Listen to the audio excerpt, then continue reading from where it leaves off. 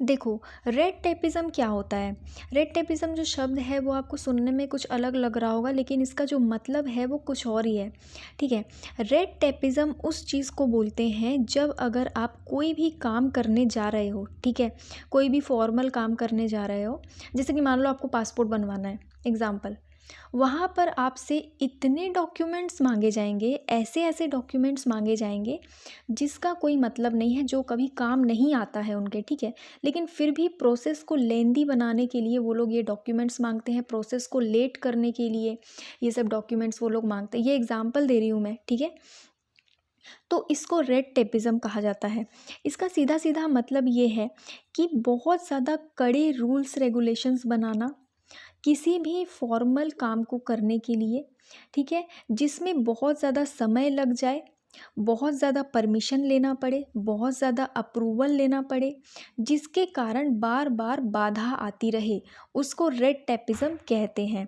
मतलब कि आप कोई काम करवाने जा रहे हो तो आपको बिना मतलब के पेपर वर्क्स करने पड़े, जिनका कोई भी मतलब नहीं है, ना उनको ज़रूरत है ना आपको।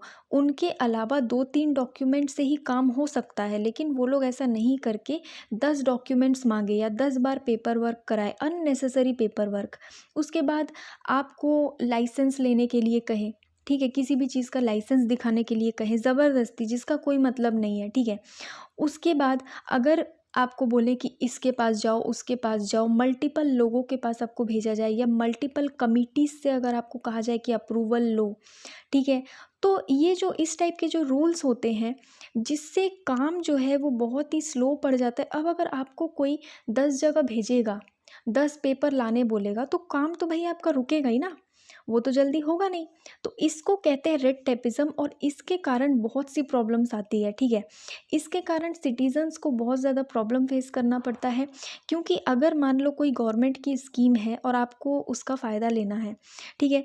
तो वहाँ पर आपसे अननेसेसरी पेपर वर्क करवाए जाएँगे, अननेसेसरी डॉक्यूमेंट्स माँगे जाएँगे, ताकि कैसे भी करके आपको उस चीज़ से हटाया जा सके या फिर प्रोसेस को थोड़ा लेट किया जा सके। तो इस कारण से सिटीज़न्स को भी बहुत ज़्यादा प्रॉब्लम फेस करना पड़ता है, इसको रेड टेपिज़्म कहते हैं, ठीक है? दुनिया भर की सरकारी स्कीम्स हैं, तो इनमें ऐसा हो सकता है। फिर करप्शन भी होता है, ठीक है? इसमें करप्शन भी होता है। अब करप्शन कैसे होता है देखो, आप मान लो किसी सरकारी ऑफिस में गए और आपको कोई काम करवाना है, ठीक है? जिसके लिए वो आपसे बहुत सारे डॉक्यूमेंट्स माँग रहे हैं या आपसे कह रहे हैं कि इस ऑफिस में जाके अप्रूवल लो, इस कमिटी के पास जाके अप्रूवल लो, वो जो बगल में बैठा है उसके पास जाके आप साइन करवा के लाओ, ठीक है? इस तरीके से होता है, कई बार होता है। लेकिन आपको ये सब झंझट नहीं चाहिए, आप चाहते हो कि आपका काम तुरंत हो जाए। तो आप क्या करोगे, एक ऑफ़िसर को पकड़ोगे या किसी एजेंट को पकड़ोगे, उसको पैसा दोगे और उसको बोलोगे जल्द से जल्द मेरा काम करवा के दे, इतने धक्के मैं नहीं खा सकता या नहीं खा सकती, ठीक है? तो इससे बचने के लिए, ये रेड टेपिज़्म से बचने के लिए लोग करप्शन करते हैं, ठीक है? तो रेड टेपिज़्म में करप्शन भी होता है। अगर रेड टेपिज़्म हो रहा है तो बहुत सारे सिटीज़न्स को तो बहुत प्रॉब्लम आती है। तो ये होता है रेड टेपिज़्म, ठीक है? अननेसेसरी किसी भी चीज़ के लिए लेट होना, डिसीजन मेकिंग में लेट होना। देखो, कहीं पर भी अगर ये प्रॉब्लम हो रही है, रेड टेपिज़्म की अगर प्रॉब्लम है किसी भी देश में, कहीं पर भी, किसी भी कंट्री में, किसी भी डिस्ट्रिक्ट में, किसी भी स्टेट में, तो ज़ाहिर-सी बात है वहाँ का काम स्लो पड़ेगा ही, ठीक है?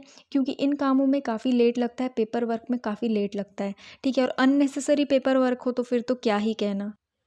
तो समझ गए रेड टेपिज़्म क्या होता है? अगर फिर भी आपको समझ में नहीं आया हो तो आप मुझे पूछ सकते हो कमेंट बॉक्स में, ठीक है?